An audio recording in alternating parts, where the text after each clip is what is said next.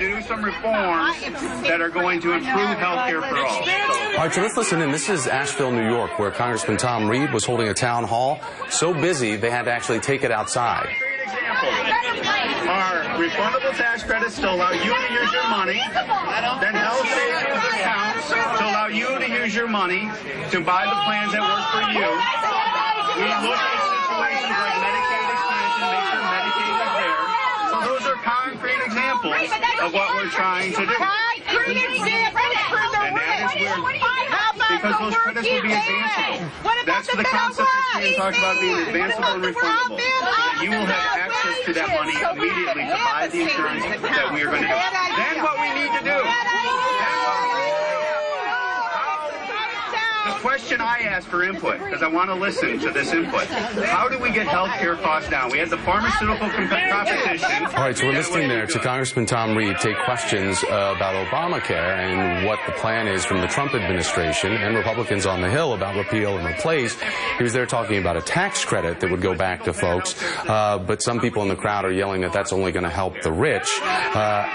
How will this help the working people? How will this help the middle class? Again, this is an oversized crowd. They were supposed to be inside there, but over 100 and some folks were inside. They got to capacity, so then they brought the meeting outside. Our Beth Fouie is on scene, and we'll be chatting with her coming up later. And we'll go back to that meeting, where it's a little bit hard for the congressman to hear so many of the questions. I want to bring in now Jonathan Alter, MSNBC political analyst, Daily Beast columnist, and author of The Center Holds, Obama and His Enemies, and Carrie Lucas, managing director of the Independent Women's Forum and a Forbes columnist. So good to have you both with me, and that's a really interesting scene that's playing out right there live while we talk here. Jonathan, what do you think that represents for Congressman Reed to take back to New York? Well, you know, it reminds me of what the Tea Party was doing during the summer of 2009 and spring and summer when Democratic congressmen got a real earful when they went home. And now it's happening to Republican members of Congress. And Congress folks respond to their constituents. If they don't, they're not there for very long. So you can expect that this activity, if it comes from people who live in the district, and most of these folks do, I'm not sure about this particular case, but generally most of the folks who show up at these meetings are from the district. They're not paid outsiders, as some Republicans have been charging. That's a real issue for these congressmen. They need to listen. And we know that this is happening in different spots all across the country where Congress folks are going home and they're having these meetings. They're getting to hear from their constituents.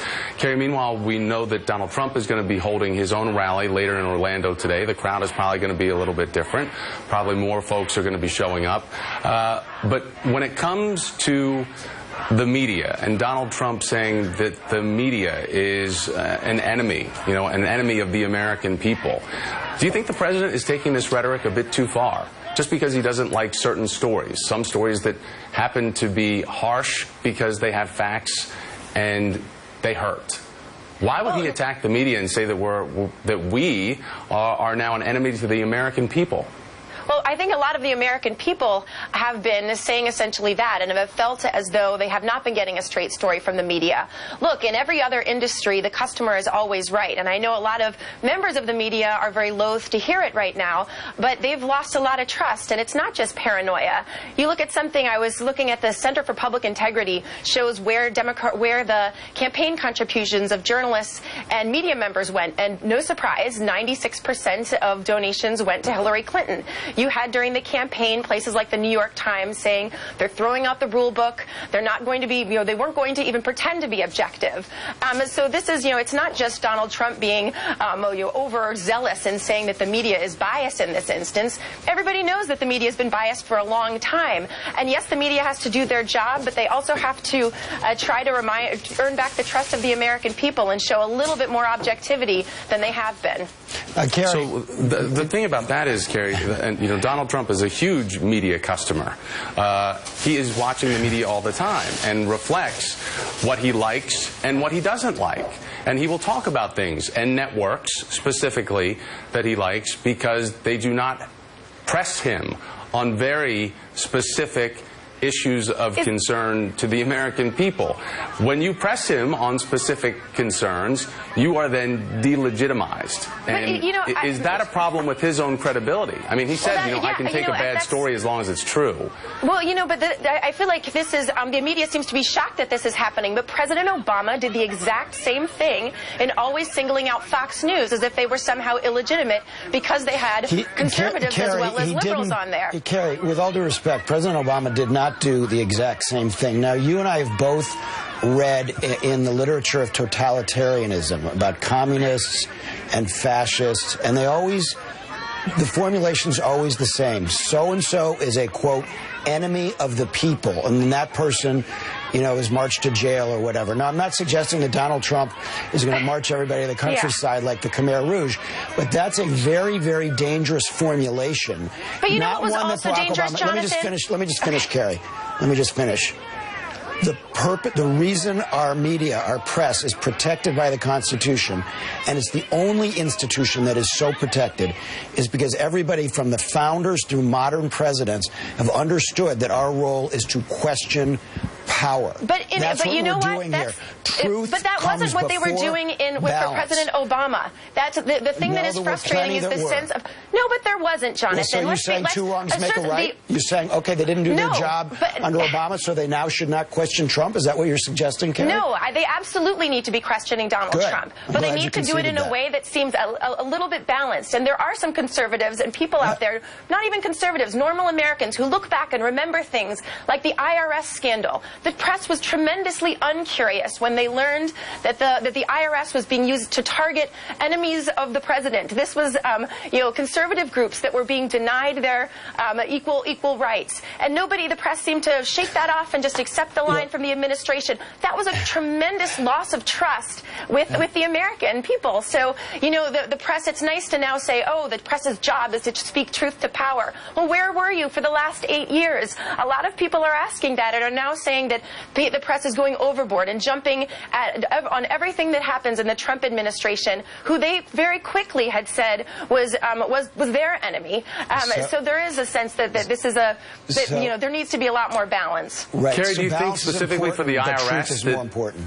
A lot of Americans are skeptical of the IRS to begin with. Anybody's skeptical of someone taking your money. Do you think we'd get faith back in the IRS if they just happened to release Donald Trump's taxes? Would the American people have faith in that institution? No, but this wasn't about the IRS. If you remember, maybe you forgot the IRS scandal entirely. No, I know exactly what you're talking about, but I'm talking about specifically the trust in the IRS. You're talking about that calculated point of what happened to the IRS isn't conservative organizations. The IRS isn't supposed to be in the business of releasing people's tax records. In fact, that's one of the questions a lot of people ought to have been asking about how his tax records were leaked. That's not the IRS's job.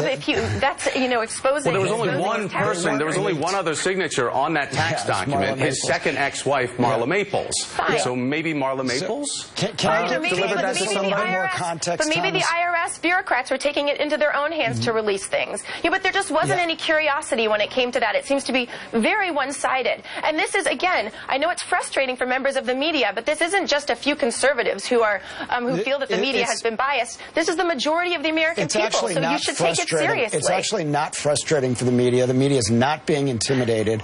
You said that the media is in trouble with the American people. Now, actually, the circulation of the New York Times and the Washington Post is way up.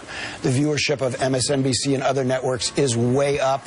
This idea that somehow the American public is siding with Donald Trump in his attack on the media is not borne out by the facts right now. And speaking of facts, that's the realm that we want to be dealing with. Sure, Correct. There are plenty of examples of bad stories. I would concede to you, Kerry, that there was bad reporting during the Obama administration. There is some bad reporting during the Trump administration. The larger point, though, is that it is our job to go seek facts, to hold the president accountable, especially when he is not very consistent with the truth on many, many occasions nowadays. Well, and that's the whole thing, Jonathan. It's not just the president. I mean, that's the whole thing with what journalists want to do for all stories. Represent all sides. Represent all voices, no matter where they come from. And if they are opposing, balance. Just get to the facts. Get to the bottom of it. Balance is good. Kerry, Truth is better. That's the key point. Jonathan, thank you, sir. Carrie, thank you very much. I got to run right now, but we're going to follow.